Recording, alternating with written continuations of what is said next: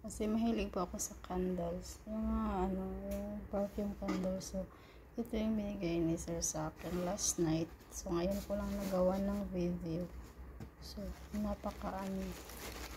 alam niya kasi mahilig ako sa candles. Kasi nakikita niya pag pumupunta ako dito sa room ko. Pumupunta siya dito sa kwarto ko. May nakikita talaga siyang candles. Nagsisindi ako ng mga candles. So, ayan, napakabango. Sana niya lang. Ito yung gusto ko. Pero hindi ko pa ito binuksan. Berries.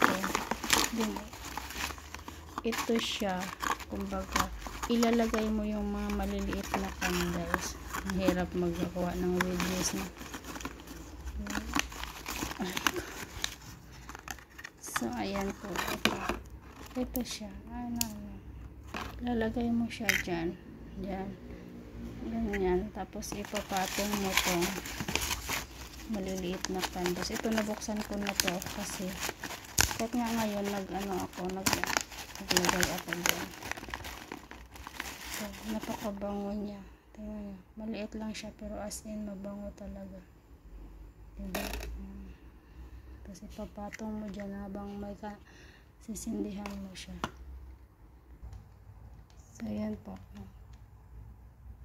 May candle ako dyan sa may bandang bed ko pa rin yan. Bed.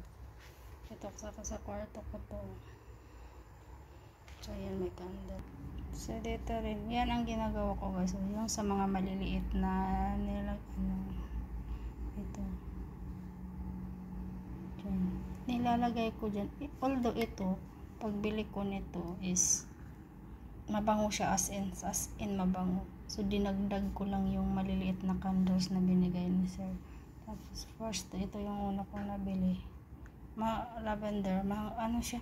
Mabango. As in, mabango. Pero, parang, ko to, yung choices ko talaga ito.